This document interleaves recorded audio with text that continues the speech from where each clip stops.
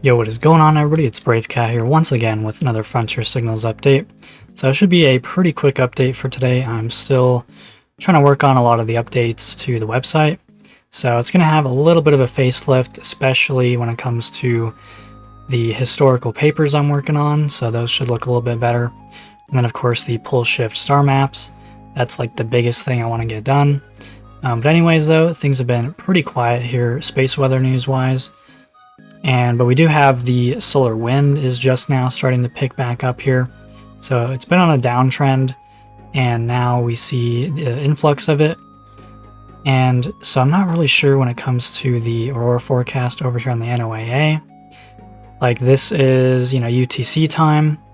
So I'm pretty sure this first go around here is from last night, because that's like the 28th going into the 29th universal time, which, isn't the same as regular time, obviously.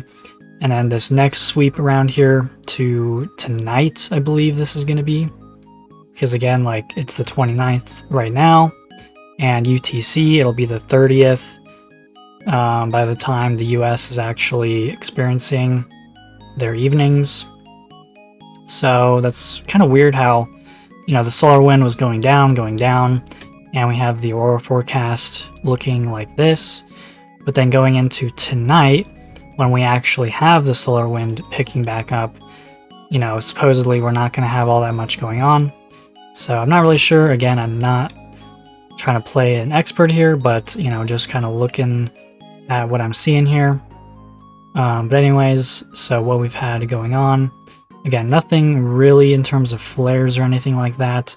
We do have another small coronal hole starting to face us. So we'll have that to look forward to, and doesn't appear to be any new sunspot groups that will be emerging anytime soon, although that could still change as well. Even though these detection systems for the far side sunspots is pretty cool, it's not always going to be perfect. So in the meantime, what we have going on right now is what we got to deal with, and it looks mostly stable here. So I don't think we should really be getting any crazy flare action here. This region down here looks like it's gotten a little bit less complex magnetically, so a little bit less chance for flaring. And this region up here looks like it's grown slightly, but still not really that complex. But overall, we do have quite a few different sunspot groups facing us currently. And again, we are going to be going into April here. So, we'll just have to see what happens with that sun grazing / sun diving comet maps. That is going to be making its closest approach really just in the next week, I believe. As well as the potential Riger cycle uptick. So anything could change on a dime. But for now, things are looking pretty stable, luckily. So taking things over here into earthquakes, we had a new 4.2 off the coast here, just northwest of Vancouver.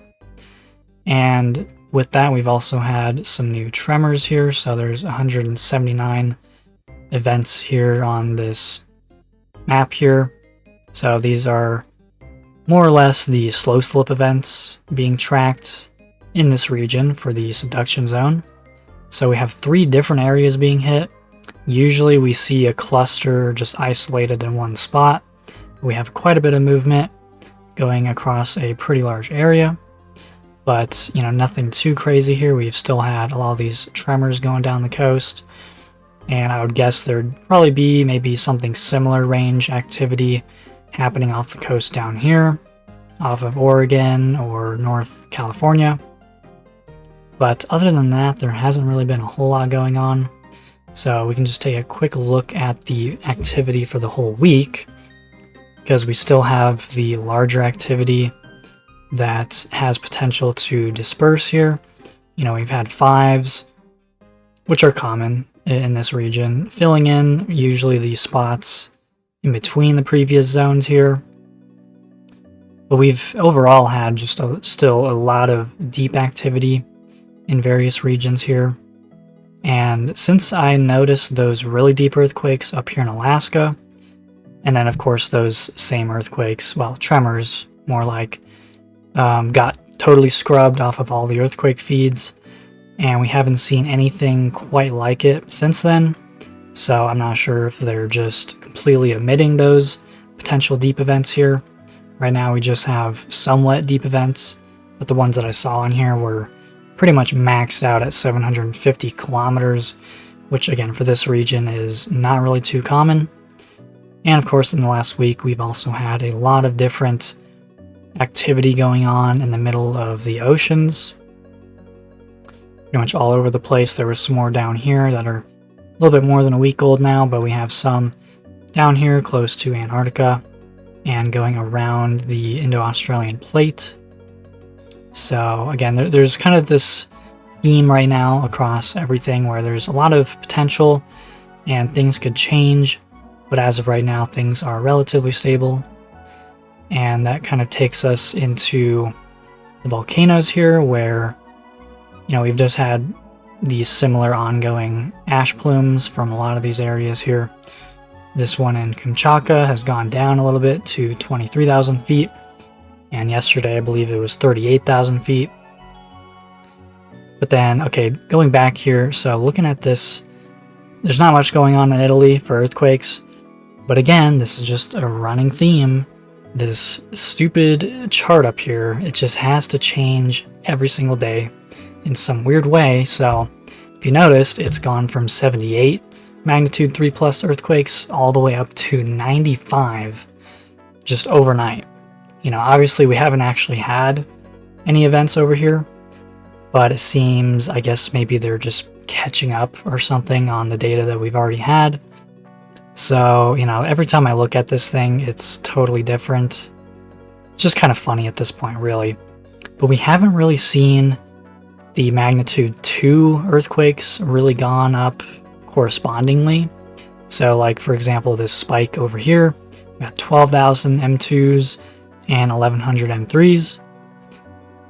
But then so far, it's like compared to last year, where there's 200 events, we already have roughly half of those events happening, and we're about a quarter of the way through the year. But then we haven't really seen that same uptick happening with the M2 quakes. So, we'll just kind of see where that is. It's going to be a little bit of an interesting year, it seems, for this region, and just volcanically as well. Curious to see how the data stacks up by the end of this year in regards to all of these things. But anyways, that'll pretty much wrap it up for today's update. So anyways, hope you all enjoyed, got something out of it. Like and subscribe for more. Visit the website. It'll just keep having all sorts of things added on here.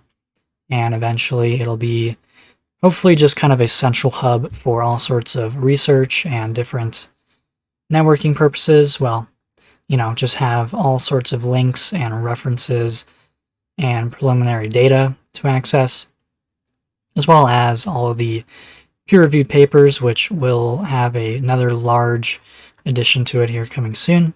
But anyways, go ahead and share this video if you dare. But as always, I'll catch you all in the next.